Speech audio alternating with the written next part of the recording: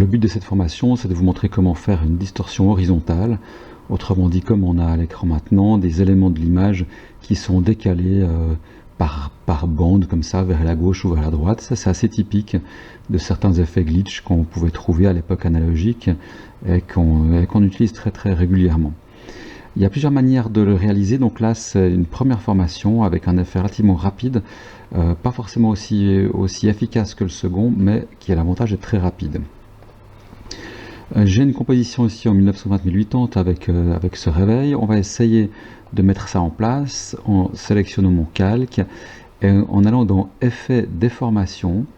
Et l'effet que je vais vous montrer maintenant, c'est onde progressive. Voilà, qui fait quelque chose de pas du tout comme on s'y attend en fait, ou en tout cas c'est pas du tout un effet glitch, ce qui fait qu'on peut facilement passer à côté si on ne sait pas le paramétrer. La solution pour le paramétrer, c'est simplement de changer ici la forme. Plutôt que sinusoïdale, on a plusieurs options ici, je vous en montre juste une ou deux pour vous montrer ce que ça peut donner. Alors, une espèce d'effet de glitch, mais vertical en fait, donc ça c'est pas forcément très efficace. Voilà, circulaire ici, enfin bref, il y a plein d'options. Nous, c'est bruit qu'on va utiliser.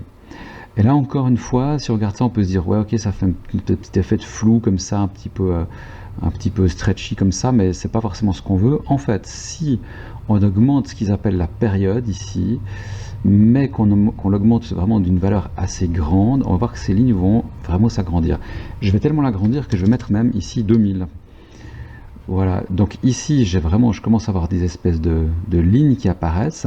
Elles sont toujours verticales par contre, mais là on voit que j'ai un angle de 90 degrés. Si je mets ici à 0, eh ben, mes lignes apparaissent horizontales maintenant, hein. Et puis on va tout de suite comprendre si maintenant l'amplitude, je la change, c'est vraiment ça le paramètre sur lequel on va travailler après. Ben, l'amplitude simplement va nous faire déplacer à gauche ou à droite un élément de cette ligne. Ok, cet effet il est déjà animé dans le temps, hein. Si maintenant je juste resserrer parce qu'il prend un petit moment à calculer, si je calcule que 2 secondes et que j'appuie sur 0,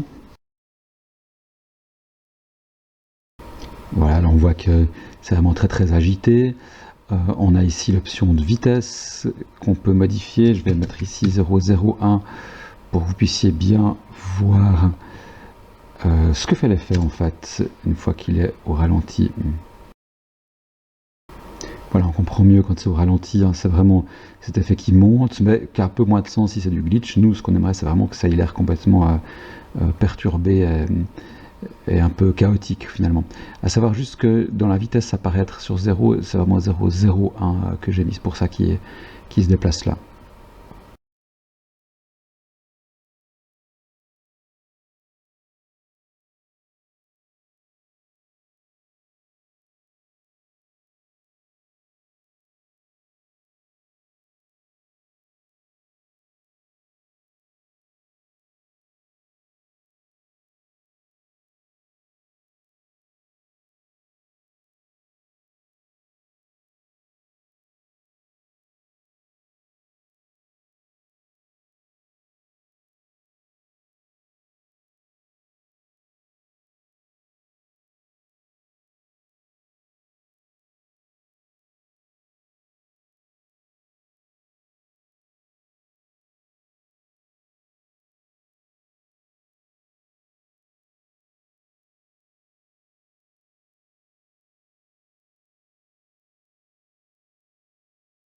Maintenant, comme avec tous les autres effets, moi ce que je vais faire, c'est animer tout ça.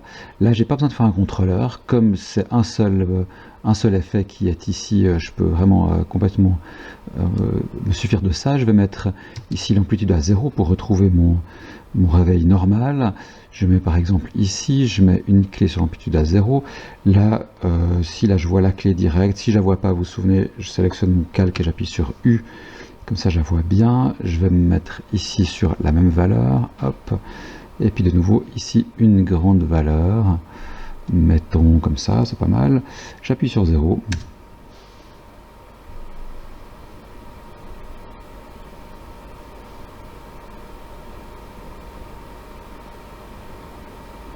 Voilà. Et puis là, on voit qu'on a un effet de glitch. Comme ça, qui est pas mal. Et puis, allez, pendant qu'on y est, on va encore ajouter un effet qui pourrait être pas mal. Ça pourrait être un effet de flou directionnel. Il est ici, voilà. Hop, on va profiter qu'il est ici vraiment complètement glitché pour essayer de se mettre ici à 90 degrés pour avoir un flou qui soit dans cette direction, et puis augmenter le flou à fond, voilà, comme ça. Alors on va se dire que là il est très flou, je mets une distance énorme, et puis sur l'équivalent de ces deux clés, je vais me remettre ici à 0 et ici aussi à 0, et je relance en appuyant sur 0.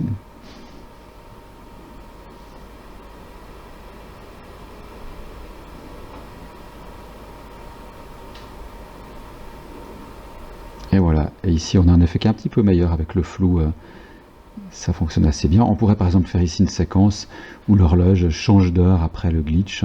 Il suffirait pour ça d'avoir deux images différentes avec des heures différentes, ça passerait assez bien.